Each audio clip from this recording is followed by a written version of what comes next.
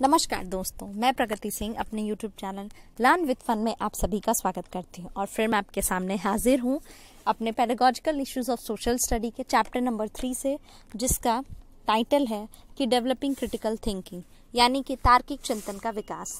आप ये देखिए, आपकी हेडिंग है, यहाँ पे क्रिटिकल थिंकिंग है। पहले जो है ये बच्चा जो है वो रो रहा है, प्रॉब्लम है उसके पास, वो रो रहा है। उसके बाद से वो सोचता है, थिंक करता है। देन उसके बाद से वो सोचने के बाद उसका सॉल्यूशन क्या होता है, वो बल्ब बना लेता है। यानी कि अगर इस सिचुएशन को, सबको, क्रिटिकल थिंकिंग को, अगर हम लोग बल्ब का जो आविष्कार जिन्होंने किया उसके एस्पेक्ट में देखा जाए तो हमें बहुत आसानी से समझ में आ जाएगा। यानी कि थॉमस एल्वा एडिशन, उन्होंने बल्ब का आविष्कार एक ही बार में नहीं किया था, कई बार कोशिश किया। और वो उनके बहुत सारे किस्से भी हैं कि जब वो स्कूल जाते थे तो उनका मन नहीं लगता था। उनकी मम्मी, उनके टीचर ने उन पे लिख दिया था कि आपका बच्चा जो है वो बहुत ही पागल है। ये बात उनकी मम्मी ने उनसे छुपा ली है जो लिखा गया था। और बहुत बाद में उन्होंने ये चीज़ पढ़ी, लेकिन उन्हें लगा कि माँ बहुत कितनी सच्ची होती है, माँ ने ये मुझे नहीं बताई।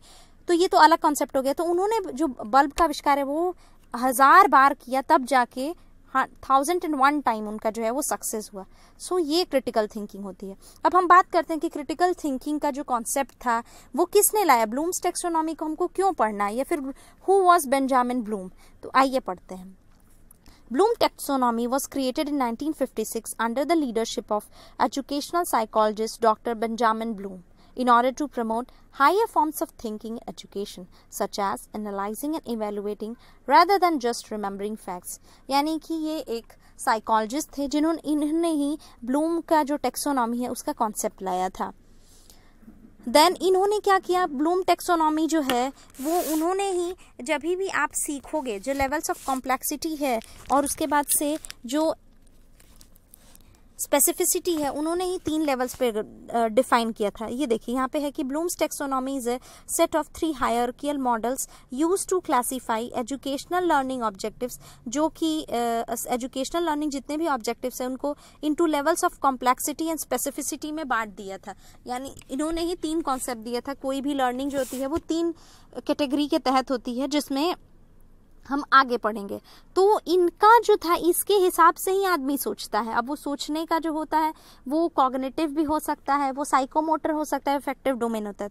तो इन्होंने ही बांटा था। अब हम आते हैं कि ब्लूम द्वारा शिक्षण का जो वर्गीकरण है वो 3 प्रकार में किया गया, यानी कॉग्निटिव डोमेन, इफेक्टिव डोमेन और साइकोमोटर डोमेन। आप प्लीज मत घबराइएगा, क्योंकि चीजें चाहे इंग्लिश में लिखी हुई हैं तो मैं उसे हिंदी में ही बताऊंगी, इंग्लिश हिंदी दोनों मिक्स करके बताऊंगी और बहुत आराम से बताऊंगी, आप समझ जाएंगे। कॉग्निटिव डोमेन का मतलब क्या होता है? उसका मतलब होता है कि this is the domain of mental skills in which an individual proceed from lower order thinking skills to higher order thinking skill.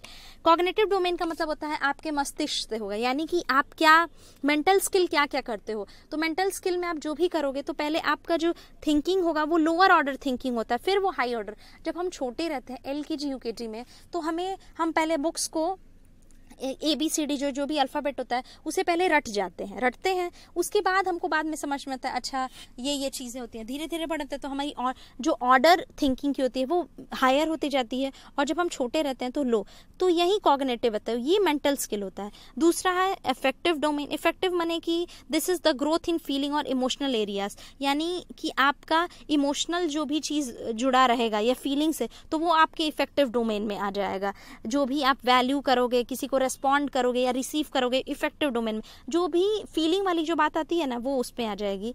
और उसके बाद से साइकोमोटर था, तो साइकोमोटर में फिजिकल स्किल्स था। अब हम बात करते हैं कि देखिए हाई ऑर्डर थिंकिंग स्किल की बात कर रहे थे हम लोग, तो इसमें इन्होंने रिमेम्बरिंग बोला, फिर अंडरस्टैंडिंग बोला, फिर अप्लाइंग, एनालाइजिंग, इवेलुएटिंग और फिर क्रिएटिंग कह दिया। ये ब्लूम टेक्सोनॉमी जब रिवाइज्ड हुई थी 2001 में, तब का न्यू है उसकी, और आगे की वीडियो में हम दिखाएंगे कि ओल्ड वाले में क्या था, फिर ओल्ड की जगह न्यू वाले में सबसे टॉप पे क्रिएटिंग आ गया। तो इसमें देखिए रिमेम्बरिंग का मतलब याद करना, तो याद रखना, ठीक है। तो उसमें कभी कभी ना ये होता है कि ये तो ठीक है, ये तो सोशल स्टडी में मैं आपको पढ़ा रही हूँ, लेकिन आप साइको के भी क्वेश्चन में आता है ना कि अब बताइए कि रिमेम्बरिंग, जैसे मान लीजिए कि बोल देगा कि रिकॉग्नाइजिंग किस में आता है, रिमेम्बरिंग, अंडरस्टैंडिंग, अप्लाइंग, एनालाइजिंग में, तो आपको जानना चाहिए, इसीलिए मैंने इसको लिया है। तो देखिए रिमेम्बरिंग में क्या कहता है, रिमेम्बर कैसे कर सकते हो, किसी को पहचान के, किसी को लिस्ट करके, किसी का नाम देके, किसी को आइडेंटिफाई करके, अंडरस्टैंडिंग में समराइजिंग, इन्फेयरिंग, इंटरप्रिटेटिंग, अप्लाइंग में यूजिंग, इम्प्लीमेंटिंग, एनालाइजिंग में organising, structuring, then integrating, evaluating में आप जज कर सकते, चेकिंग से, क्रिटिकाइजिंग से, और क्रिएटिंग में डिजाइनिंग, कंस्ट्रक्टिंग, कैसे क्रिएट कर सकते हो, बना के, कंस्ट्रक्ट करके, डिजाइन करके, देन इन्वेंट करके। तो ये सब चीजें हैं जो हाई ऑर्डर थिंकिंग स्किल है, जो रिमेंबरिंग से शुरू होती हैं। अब देखिए, ब्लूम की टेक्सोनॉमी को हमने इंग्लिश में पढ़ा था कि कॉग्निटिव डोमेन था, साइकोमोटर था, इफेक्टिव डोमेन था, यानी कि ज्ञानात्मक। ज्ञानात्मक माने जो मस्तिष्क से जुड़ा हो।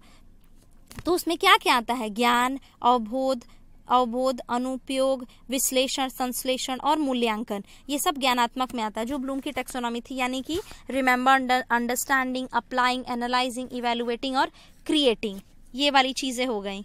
देन उसके बाद से हम आते हैं उसका भावात्मक, यानी में जो फीलिंग, जो अभी भी फीलिंग की बात की जाएगी वो सारी इफेक्टिव डोमेन में आ जाएंगे। जब भी क्वेश्चन पूछा जाएगा कि इफेक्टिव डोमेन में क्या आता है, तो आपके फीलिंग से रिलेटेड होगा, आपके गट से रिलेटेड होगा। तो देखिए, उसमें फीलिंग में क्या होता है? आदत निर्माण, सामंजस्य, नियंत्रण, क्योंकि अगर आपको बहुत ज़्यादा गुस्सा आता है तो वो आपकी फीलिंग ही तो है। आपको बहुत ज़्यादा खुशी होती है तो आपकी फीलिंग है। आपके कभी रिजल्ट्स आते हैं, आप टॉप करते हो, तो वो फीलिंग है। तो किस में आएगा? वो भावात्मक पक्ष है आपका।